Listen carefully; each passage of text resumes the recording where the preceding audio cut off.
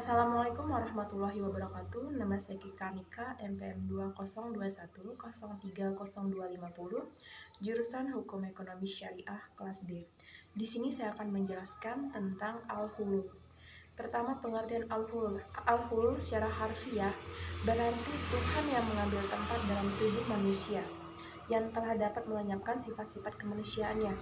Abu Nasr Atusi yang di dalam bukunya Al-Lumma mengatakan hul ialah paham yang mengatakan bahwa Tuhan memilih tubuh-tubuh manusia tertentu untuk mengambil tempat di dalamnya. Setelah sifat-sifat kemanusiaan yang ada di dalam tubuh manusia itu dilenyapkan. Lalu al-hulul, konsep al-hulul yaitu imanensi roh Tuhan dalam diri manusia. Timbul masalah bagaimana roh Tuhan tadi menempati dalam diri manusia.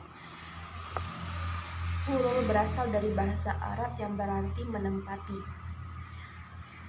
Menurut Al-Hallaj, Tuhan mempunyai dua sifat dasar, yaitu Al-Lahud sifat ketuhanan dan Al-Nasud sifat kemanusiaan.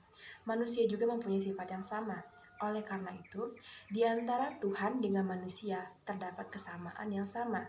Sifat pandangan bahwa Tuhan dan mempunyai sifat dasar yang sama ini diambil dari sebuah hadis yang berarti sesungguhnya Allah itu menciptakan Adam sesuai dalam bentuknya. Hadis riwayat Bukhari, Muslim, dan Ibnu Hambali.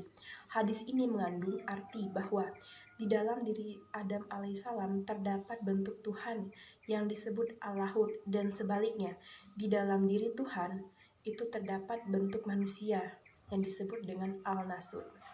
Yang kedua, tokoh yang mengembangkan paham al-hulul. Faham al-hulul dibawa oleh Husain ibnu Mansur al-Hallaj yang dikenal dengan nama al-Hallaj. Lahir di kota Al-Baidah di Iran Selatan di kota Persia pada tahun 858 Masehi. Ia menerima pendidikan di bawah asuhan gurunya, Alim Sahal ibnu Abdullah. Setelah menguasai berbagai cabang ilmu agama, ia mengembalikan perhatiannya kepada sufisme dan menimba ilmu pada guru sufinya yaitu Hasrat Abu Husainun, Junaid Baghdadi, dan Umar bin Utsman. Al-Hallaj mendasarkan konsep al-hulul itu berangkat dari teorinya Lahud dan al-Nasud yang sudah dijelaskan di atas karena didasarkan pada konsepsi tentang kejadian manusia, di mana ia berpendapat bahwa ada manusia pertama dijadikan Tuhan sebagai bentuk kopi dari darinya.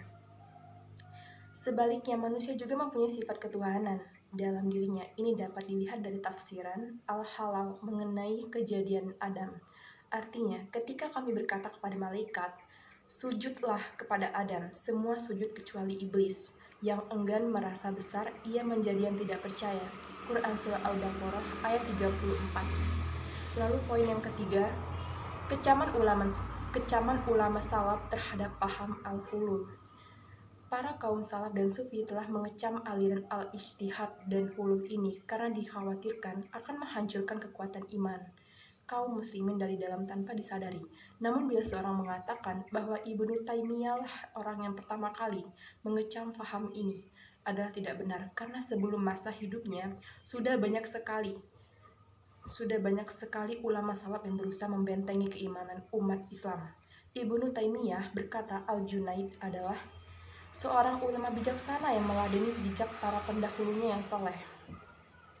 Dia menyayangkan adanya sebagian sufi yang terpengaruh dengan paham ini. Ibnu Taimiyah menegaskan bahwa kaum sufi itu hanya bermazhab pada ajaran sunnah Nabi, bukan paham al-ijtihad dan al-hulul.